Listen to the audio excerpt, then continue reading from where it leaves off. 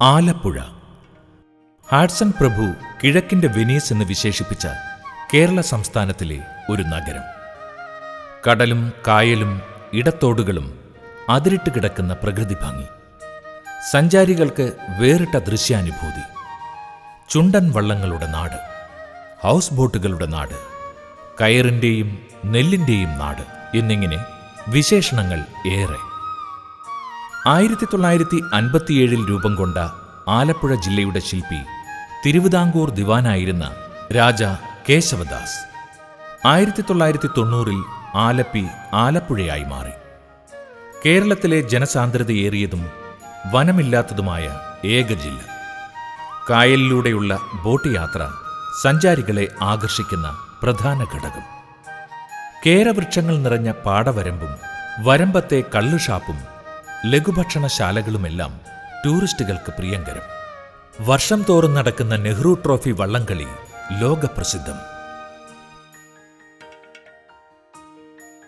ആലപ്പുഴയെ മറ്റ് സഞ്ചാര കേന്ദ്രങ്ങളിൽ നിന്നും വേറിട്ട് നിർത്തുന്നത് ഹൗസ് ബോട്ടുകളാണ്. കച്ചവടത്തിന് തുറമുഖത്തേക്ക് ചരക്കുകൾ എത്തിക്കാൻ ഉപയോഗിച്ചിരുന്ന കാർഗോ ആയിരുന്നു കെട്ടുവള്ളങ്ങൾ. കാലാന്തരത്തിൽ രൂപമാറ്റങ്ങൾ സംഭവിച്ച് ഇന്നത്തെ ലക്ഷറി ഹൗസ് ബോട്ടുകളായി മാറി. വളരെ ഹൈജീനിക്കായ ബെഡ്റൂം, അറ്റാച്ച്ഡ് ബാത്റൂം, കിച്ചൺ തുടങ്ങിയ എല്ലാ സൗകര്യങ്ങളും ഒരു ഹൗസ് ബോട്ടിലുണ്ട്. ആലപ്പുഴയുടെ മറ്റൊരു പ്രത്യേകത, ചെറുതാണെങ്കിലും വളരെ മനോഹരമായ ബീച്ച്.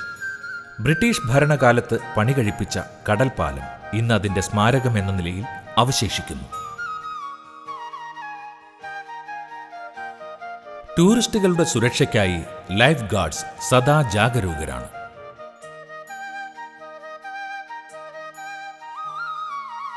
ധാരാളം കയർ ഫാക്ടറികളുള്ള സ്ഥലമാണ് ആലപ്പുഴ.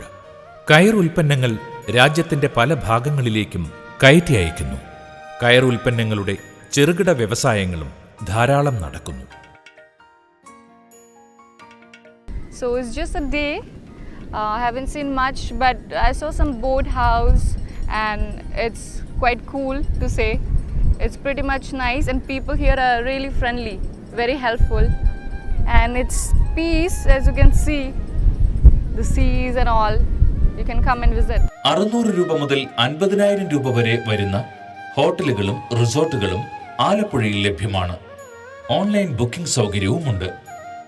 ആലപ്പുഴയിലേക്ക് കേരളത്തിന്റെ എല്ലാ ഭാഗത്തു നിന്നും ബസ് സർവീസുകളുണ്ട്. അടുത്ത റെയിൽവേ സ്റ്റേഷൻ ആലപ്പുഴ 3 കിലോമീറ്റർ. വിമാനത്താവളം കൊച്ചിൻ ഇന്റർനാഷണൽ എയർപോർട്ട് 83 കിലോമീറ്റർ.